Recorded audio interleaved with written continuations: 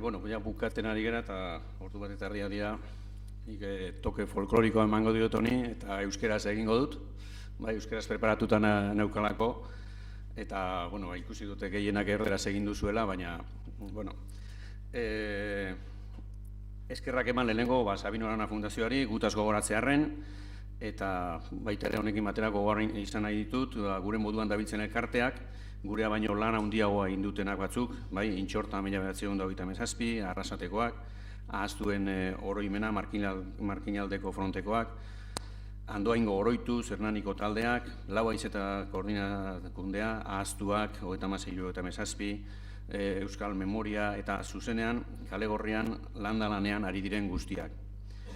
Eskerrak eman baita ere, Arantzadi elkartekoei, eskaini diguten laguntzagatik eta eskaini diguten jakintzagatik. Elgoibarko udalari noski baita ere, zenbait baliabide eta jarri dituelako gure eskua. Nire ikuspuntua oso lokala eta oso txikia da, oso konkretua da. Ez dizuet hitz egingo legei buruz eta ez patrimonioari buruz, eta zertarako, Lourdes Errasti eta Emilio Silva eta entzun eta gero, ja dana esan da dago arlo horretan. Dana dakite, datu asko eman dituzte eta gauza asko egiten ari dira eta gainera ondo. Horregatik nire ikuspuntua bakarrikan izango da, hori bi hausnarketatxo ingo ditut, eta, bueno, azkar bukatzeko. Nik ez dakit Elgoibar 1996 egiten duena praktika ona dan. Zeren praktika ona hitzak, adierazpenak baditu zenbait ezaugarri antolakuntzari, sistematizazioari buruz eta bar, guk agian ez ditugunak bete, ez osoki behintzat. Eta, bueno, naiz eta gero irakasle arkeologiakoak eta beldurra eukiten duten guk nola funtzionatzen dugun eta bar esango diot lasai egoteko, eta beti gaudela Arantzadikoekin eta ez dugula gure kabuz ezer egiten. Baina, bai izan behar da hori. Orain, zalaintzari gabe gurea, ona ala ez ona, praktika da, eta praktika horretan jarraitzeko asmoa daukagu. Elgoibar 1996 elkartea, 2008an sortu genuen, sentitu genuelako gure herrian gai hau lantzeko beharra zegoela. Behar handia.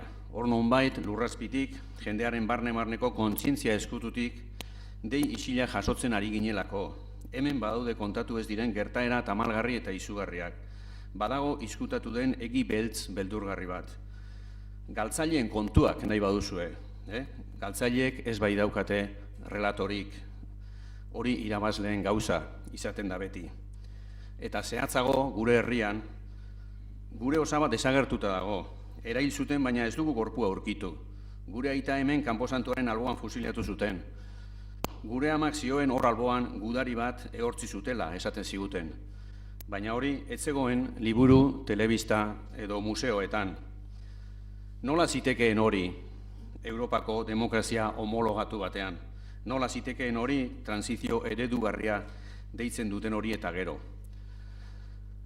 Lehenagotik ere, bagenekien frankismo garaian berri, bizi izan genuelako. Baina nik esango nuke jakin irabazleen errelatoa genekiela. Edo gutxienez, naiz eta filtroak jarri, irabazleen errelatoa zela genekienaren ardatza. Zergatik sumatu genuen 50 edo 60 urte eta gero behar hori. Zergatik zegoen gu baino nagusiagoak zirenen artean utxune bete ezin hori. Alde batetik, 76tik aurrerako transizioa dituzen horretan, gerlaren irabazleek euren baldintzak jarri zituztelako. Ezenako estatuaren egitura eraberritu, ezen apurketa demokratikorik egon eta paktu lotsagarri bat egin zen.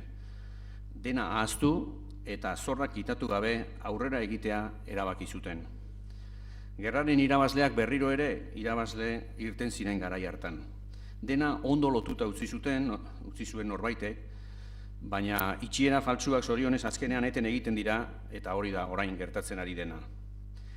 Bestalde, aipatu nahi dut bereziki faktore psikologiko bat. Hau da, niri ikerketa egiten joan garen bitartean gehien harritu edo unkitu nagoena. Jendearen beldurra, ez dakit beldurra dan.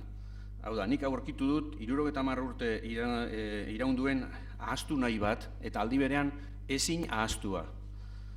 Zein ahul, zein impotente, zein seguritate sentiarazi zieten boteredun fascista hauek gure herritarrei, nolako izua suma arazi zien jendeai, nolako kulpa sendimendua barnera arazi zien, ezen belaunaldi batek nahiago izan duela, zenideak lurpean izan da ere, euren seme alabai, ezer ez esatea, bai berak esan du gaur.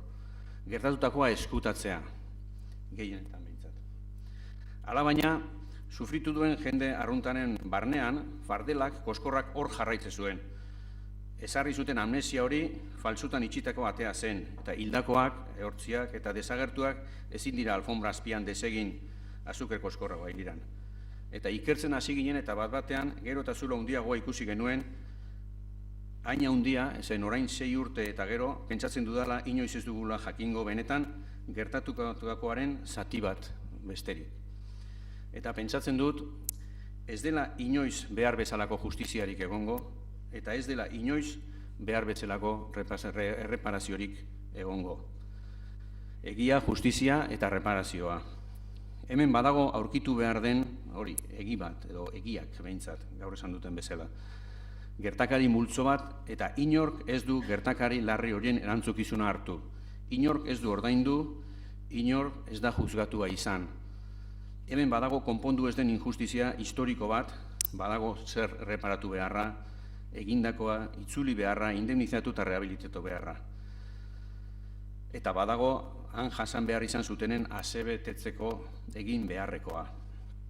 Badago, baina oraingoz behintzat, gaur agian Monikak esan dituen proiektu guztiak eta garatzen baldin badira, agian zerbait benetako aurrera bideen bat edo piztuko da nik orain arte, herri mailatik behintzat ez dut gauza asko ikusi egia esan. Igual, aste honetan oso pesimista ibili naiz, baina hola sentitzen dut. Guk, hori, Elgoibar 1998an, gure jarduera, 2008an, bai dokumentuen bila hasi ginen, bai batez ere lekuko eta zenideen elkarrizketak eta hasi ginen egiten, ikusten genuelako berandu zela, eta ikusten dut berandu dela, horregatik esaten dut ezin dugula errekuperatu gauza asko, jendea generazio hori joan da, edo joaten ari da, oso jende gutxi geratzen da. Rehabilitatzen balin badugu ere nori esango diogu, zuei egin zizuena rehabilitatu eginda, ez dira egongo ordurako hori sufritu zutenak, edo gutxienez zuzenean sufritu zutenak. Eta hori guztia, ez naiz gehiago horrela luzatuko, nire sensazioa da herrietatikan, eta hori nahi nuen esan, hemen esandakoarekin, gaur goizean esandakoarekin bat agian ez datorren arren, ikusita hori gauza asko edo asmo asko daudela behintzat, da oso bakarrik sentitu garela ikerketak egiterakoan. Eta askotan ez genekiela nora jun, askotan ez dakit oztopoak egon direla, edo batez ere noski ekonomikoak, baina baita ere hori datua jasotzeko, eta orain ikusten dut, gero eta gehiago egiten ari dela, edo ferrolera joan beharra, edo Salamakako papelak lortu beharra, edo ez dakit zer, hori guztia egin dugu, nik uste oso sensazio, nik behintzat eukiduan sensazioa da oso bakarrik sentitu garela horretarako. Eta bukatzeko, nik ez dute espero ezer estatu espainoletik, lehen esan dudanagatik, eta beste oroitzapen historikoaren lege horretandik ere, edo legea bera egiteagatik ere ez du ezer esan nahi. Baina, baina eskatu nahiko nioke behintzat, estatu espainolari ez, baina bai hemengo ordezkari instituzionalei, udaletxekoei, aldundikoei eta Eusko Jaurlaritzakoei, egin dezatela indarra hau guztia azalaratzeko. Eta ez bakarrikan, ez utzi, hau da, noski jendea egiten ari da bakoitza bere kabuz herrietan koordinatzen gara, baina aldugunean, gu amateurra gara, baina bai, eskatuko niokela, berdin zait zein dagoen agintzen Eusko Jaurlaritzan, baina bai lidergo bat, bai sistematikoki hauek guztiak egitea. Ez da bakarrikan fosak ateratzea, lurbetik ateratzea jendea, askoz gehiago da, askoz ez dakit, hori, egia justizia eta reparazioaren bidean zerbait plangintza sistematizatu bat eta prioritate bezala hartzea gai hau. Horixe bakarrikan, besterik ez.